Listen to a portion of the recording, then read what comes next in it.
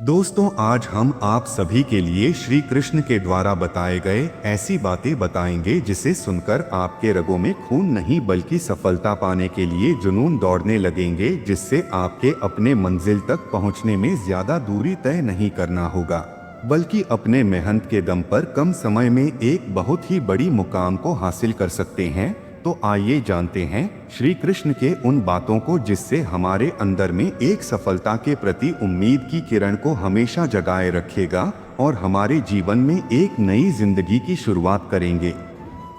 श्री कृष्ण कहते हैं, अतीत का घाव एक गहरे घाव जैसा ही होता है, ठीक तो हो जाएगा पर निशान जरूर रह जाता है। ऐसे में आप उसे देखकर उससे सीख ले सकते हैं कि दोबारा ऐसी गलती ना हो या उससे भी गहरी चोट खा सकते हैं। उस गलती को दोबारा दोहरा कर, इसलिए अतीत को कोई भूल नहीं पाता है, मगर उस अतीत को अपने वर्तमान और भविष्य से खिलवाड़ करने से रोक जरूर सकता है। अगर बीते हुए कल के साथ अच्छी यादें जुड़ी हो तो इंसान उन्हें नहीं भुलाना चाहता बल्कि चाहता है कि वह दोबारा इन यादों को जिए, और कुछ दृढ़ यादें हो तो उन्हें वह भुलाना चाहता है। तो दृढ़ यादों को भुलाने के लिए आपका सकारात्मक होना बहुत जरूरी है, क्योंकि इंसान अपनी सोच से ही ताकतवर बन सकता है।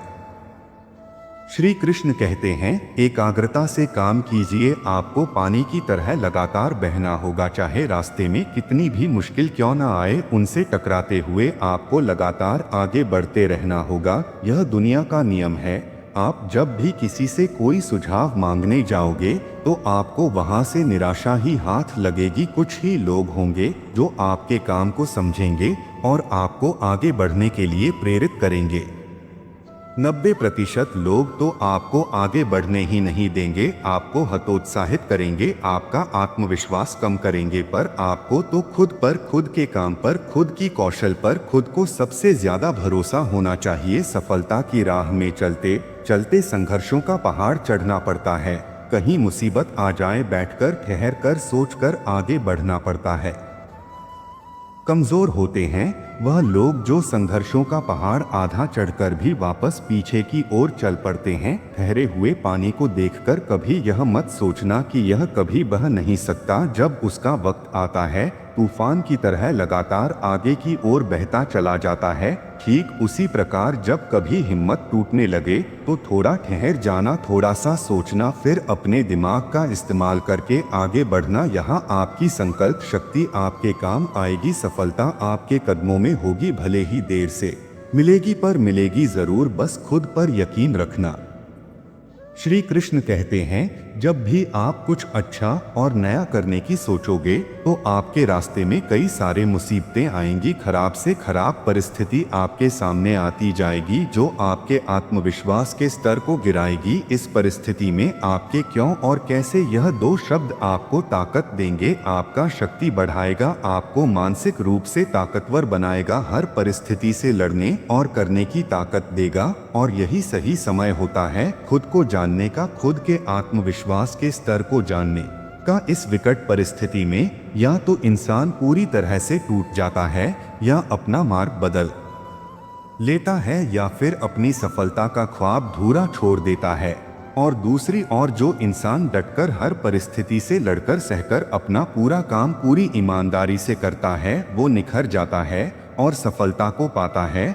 जब हम नए काम करते हैं तो हमसे छोटी गलतियां होती है, लेकिन कई बार ऐसा भी होता है कि सब कुछ सही होने के बावजूद भी कुछ लोग ऐसे भी होते हैं जो बार बार होने वाली गलतियों की वजह से हार मान लेते हैं। उन्हें यह डर रहता है कि जिस काम में वह बार बार असफल हो रहे हैं वह काम करना उनके बस से बाहर है। लेकिन जो लोग अपनी गलतियों से सीखना जानते हैं वह कभी हार नहीं मानते हैं। अगर हम कुछ नया सोच सकते हैं तो हम उसे कर भी सकते हैं, लेकिन उसके लिए हमें अपने आप पर पूरा भरोसा होना चाहिए। हम अक्सर अपनी नाकामयाब का मुख्य कारण दूसरों को मानते हैं। अपने जीवन में पीछे मुड़कर देखिए, आपको क्या क्या नहीं मिला, उनके कारणों को जानिए। अगर आप किसी दूसरों को कारण ठहराए तो उसमें उलझ जाएंगे, ठीक से यह नहीं देख पाएंगे कि आपने क्या क्या गलतियां की अगर पास्ट में आपने किसी और को अपनी जिम्मेदारियां उठाने दी तो उसकी भी कुछ ना कुछ वजह रही होगी, और जब यह बात आपको समझ में आ जाए तो उसी वक्त से अपनी जिम्मेदारियों का बोझ खुद से उठाना शुरू कर दे। आप जो कर रहे हैं उसकी जिम्मेदारी अगर आप खुद नहीं लेंगे तो परिणाम कभी भी आपके मन मुताबिक नहीं होगा और आप हमेशा असंतुष्ट रहेंगे। आप जो जिंदगी जी रहे हैं, जैसा जी रहे हैं, वो आपके द्वारा बनाई गई है। इसे बुरा या बेहतर बनाना 100% आपके हाथ में है।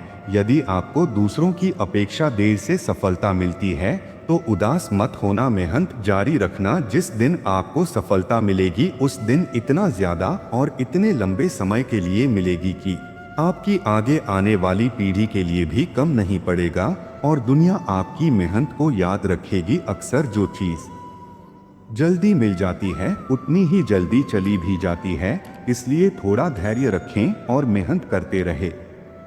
एक समय की बात है, एक गांव में एक जवान लड़का रहता था और वह अपने आलसपन और काम चोरी के लिए मशहूर था। सभी गांव वासी उसे आलसी कहकर पुकारते थे क्योंकि वह पूरे दिन एक पेड़ के नीचे पड़ा रहता और लेटते लेटते वह अपने फ्यूचर के बारे में सोचता और अच्छे अच्छे सपने देखता। उसके दिन ऐसे ही आलस में गुजर रहे थे।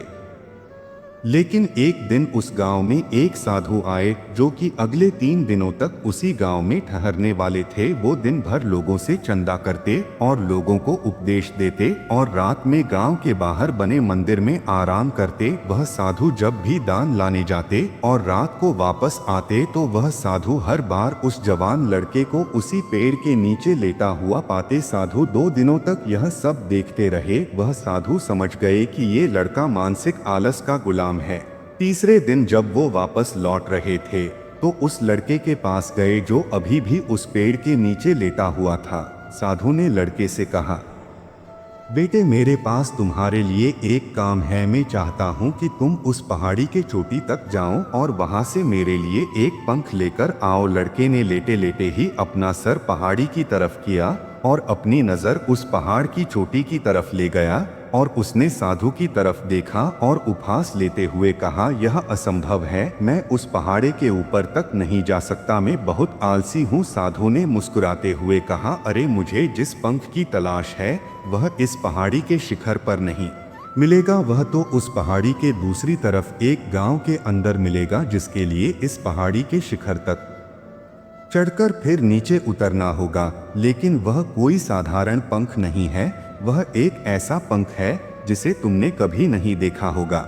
वह पंख बहुत सुंदर पंख है जो रोशनी बिखरती है। साधु के इन बातों से उस लड़के के अंदर उत्साह बढ़ गए। उसने आज से पहले ऐसे पंख के बारे में कभी नहीं सुना था और ऐसे रोमांचक सफर के बारे में सुनकर वह अंदर ही अंदर उत्साहित हो गया। इसलिए उसने साधु की चुनौती की कबूल किया और वह पहाड़ी की तरफ चल पड़ा। लेकिन चढ़ाई बहुत लंबी और मुश्किल थी। जल्दी ही लड़के का शरीर थकने लगा, सांसें फूलने लगी और शरीर से पसीना बहने लगा, लेकिन फिर भी उसने चलना जारी रखा। वह जैसे जैसे ऊपर चढ़ता गया उसे खुशी महसूस होने लगी जिसे उसने आज से पहले कभी महसूस नहीं किया था। आखिरकार जब वह कड़ी मेहनत और लंबी कोशिशों के बाद पहाड़ी के शिखर पर पहुंचा तो वह पूरी तरीके से थक चुका था, लेकिन वह बहुत खुश था। उसे अंदर से आत्मसंतुष्टि का एहसास हो रहा था। उसके चेहरे पर योद्धाओं जैसी मुस्कान थी, जैसे उसने कोई युद्ध जीत लिया हो। फिर उसने पहाड़ी के शिखर से नीचे देखा। उसके सामने एक बहुत ही मनमोहक नजारा था, लेकिन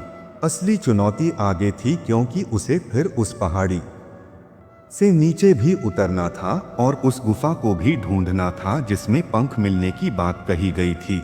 नीचे उतरना बहुत ही ज्यादा मुश्किल और खतरनाक था, क्योंकि ढलान बहुत ही गहरी थी और चढ़ाई के समय लड़का बहुत ही बार लड़खड़ाया और गिरा भी था, तो डर भी उसके अंदर था। लेकिन साधु को यह पंख लाके देने के वादे की वजह से वह लगातार आगे बढ़ता रहा। काफी खोज और कड़ी मेहनत के बाद जब वह अंत में गुफा तक पहुंचा तो उसने देखा कि पंख वहीं पड़ा हुआ था, जो कि ऊपर एक बड़ी सुरंग से आने वाली रोशनी की वजह से चमक रहा था।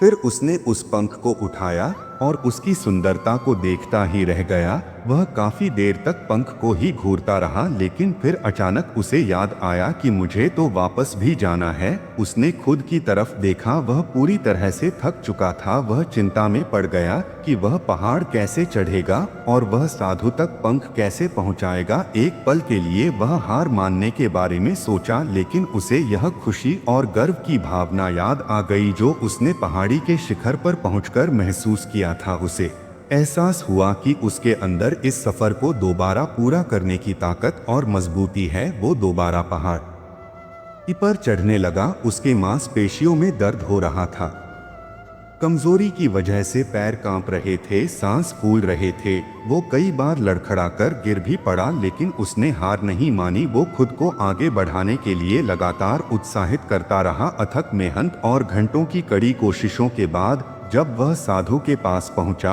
और उनके हाथों में वह पंख रखा तो उसके खुशी का ठिकाना ना रहा। उसे महसूस हुआ कि उसने आज अपने आलस पर काबू पा लिया है और कुछ बढ़िया करके दिखाया है। उसके चेहरे पर इतनी खुशी और संतुष्टि का भाव देखकर साधु मुस्कुराए और बोले, बहुत बढ़िया मेरे बच्चे, आज तुमने जीवन का बहुत ही महत्वपूर्ण सबक सीखा है कि आलस जैसी कोई चीज नहीं है, बल्कि आलस एक चुनौती है जिसे दूर करना होगा। यह एक बाधा है जिसे पार करना होगा और आलस को खत्म करने के लिए तुम्हें अपना पहला कदम उठाना ही होगा, अपने मकसद की तरफ चलना ही होगा और तब तक चलते रहना पड़ेगा जब तक कि आप अपने लक्ष्य को हासिल नहीं कर लेते।